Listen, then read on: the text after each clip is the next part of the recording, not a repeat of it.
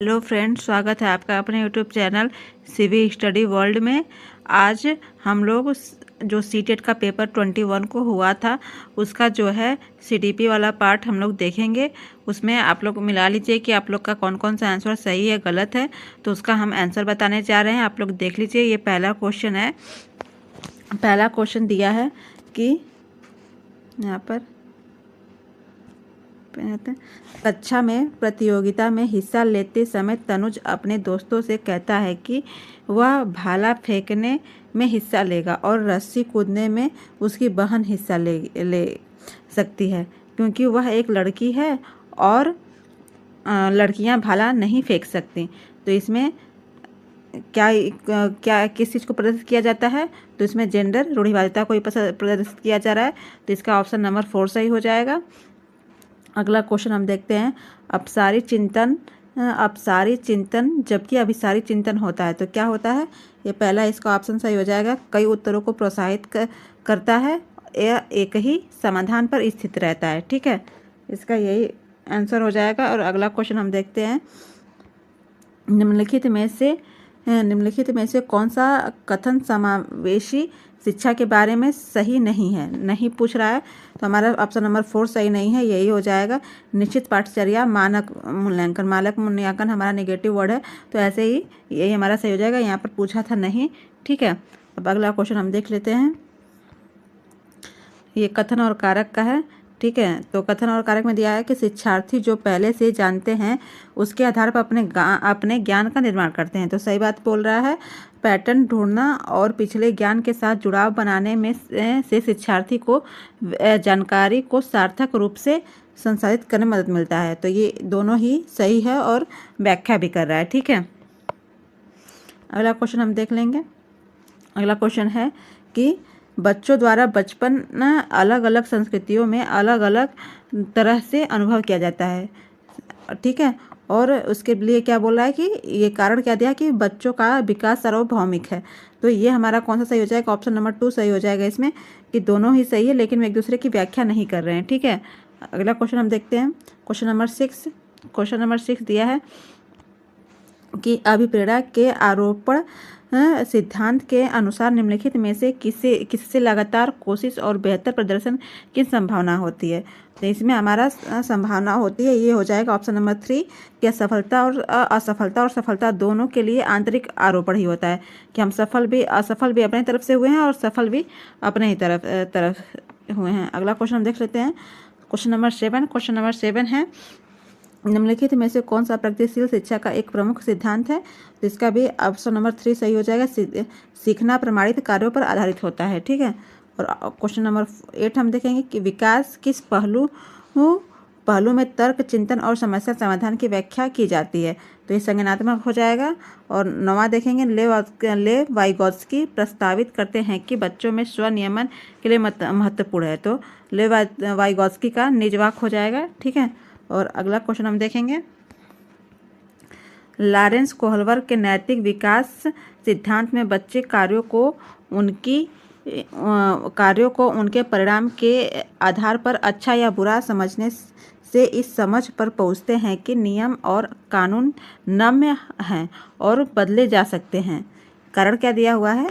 Lawrence कोहलवर का तर्क है कि नैतिक विकास क्रमिक रूप से चरणों में होता है। तो इसका कौन सा ऑप्शन सही हो जाएगा? इसका ऑप्शन नंबर 3 सही हो जाएगा। ठीक है,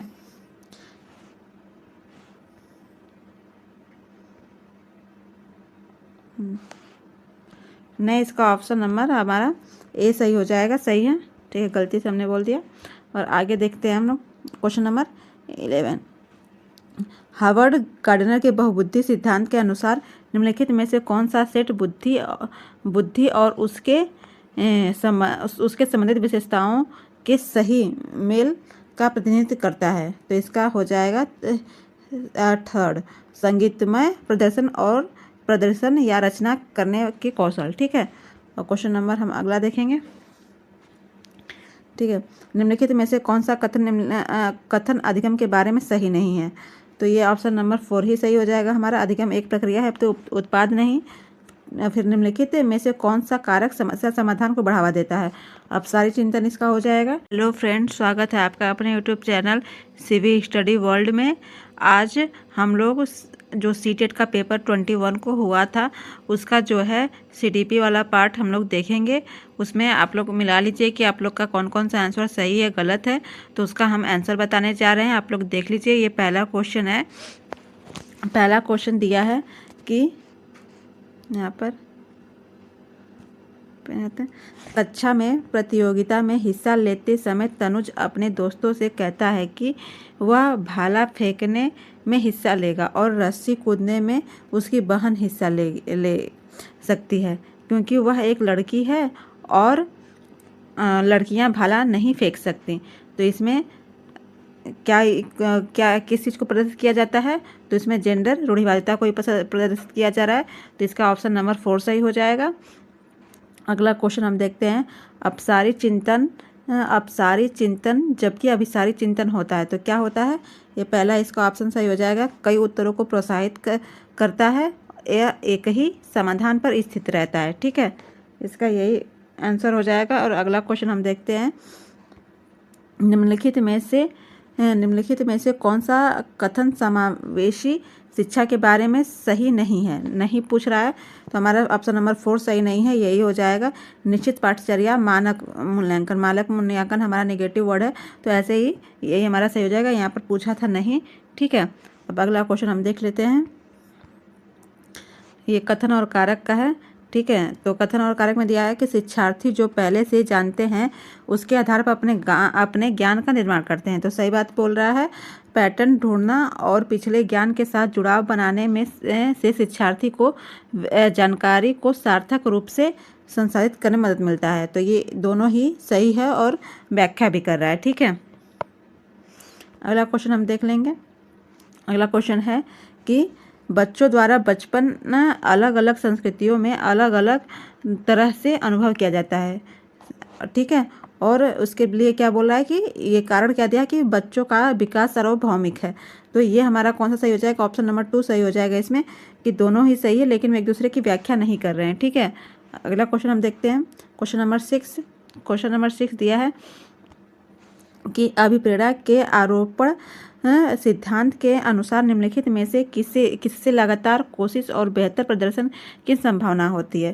तो इसमें हमारा संभावना होती है, ये हो जाएगा ऑप्शन नंबर 3 कि असफलता और सफलता दोनों के लिए आंतरिक आरोपण ही होता है, कि हम असफल भी अपने तरफ से हुए हैं और सफल भी अपने ही तरफ हुए हैं। अगला क्वेश्चन हम देख लेते हैं। क्वेश्चन नंबर 7 है, निम्नलिखित में से कौन सा प्रगतिशील शिक्षा का एक प्रमुख सिद्धांत है? तो इसका भी ऑप्शन नंबर 3 सही हो जाएगा। सीखना प्रमाणित कार्यों पर आधारित होता है। ठीक है, और क्वेश्चन नंबर 8 हम देखेंगे कि विकास किस पहलू में तर्क, चिंतन और समस्या समाधान की व्याख्या की जाती है? तो ये संज्ञानात्मक हो जाएगा। और 9वां देखेंगे, ले वाइगोत्स्की प्रस्तावित करते हैं कि बच्चों में स्वनियमन के लिए महत्वपूर्ण है। तो ले वाइगोत्स्की का निजवाक हो जाएगा। ठीक है, और अगला क्वेश्चन हम देखेंगे, लॉरेंस कोहलबर्ग के नैतिक विकास सिद्धांत में बच्चे कार्यों को उनके परिणाम के आधार पर अच्छा या बुरा समझने से इस समझ पर पहुंचते हैं कि नियम और कानून नम्य हैं और बदले जा सकते हैं। कारण क्या दिया हुआ है? लॉरेंस कोहलबर्ग का तर्क है कि नैतिक विकास क्रमिक रूप से चरणों में होता है।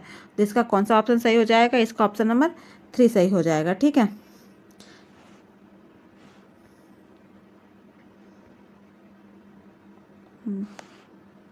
नहीं, इसका ऑप्शन नंबर हमारा ए सही हो जाएगा। सही है, ठीक है, गलती से हमने बोल दिया। और आगे देखते हैं हम लोग क्वेश्चन नंबर 11। हार्वर्ड गार्डनर के बहुबुद्धि सिद्धांत के अनुसार निम्नलिखित में से कौन सा सेट बुद्धि और उसके संबंधित विशेषताओं के सही मेल का प्रतिनिधित्व करता है? तो इसका हो जाएगा 3rd, संगीतमय प्रदर्शन या रचना करने के कौशल। ठीक है, और क्वेश्चन नंबर हम अगला देखेंगे। ठीक है, निम्नलिखित में से कौन सा कथन अधिगम के बारे में सही नहीं है? तो ये ऑप्शन नंबर 4 ही सही हो जाएगा हमारा। अधिगम एक प्रक्रिया है, तो उत्पाद नहीं।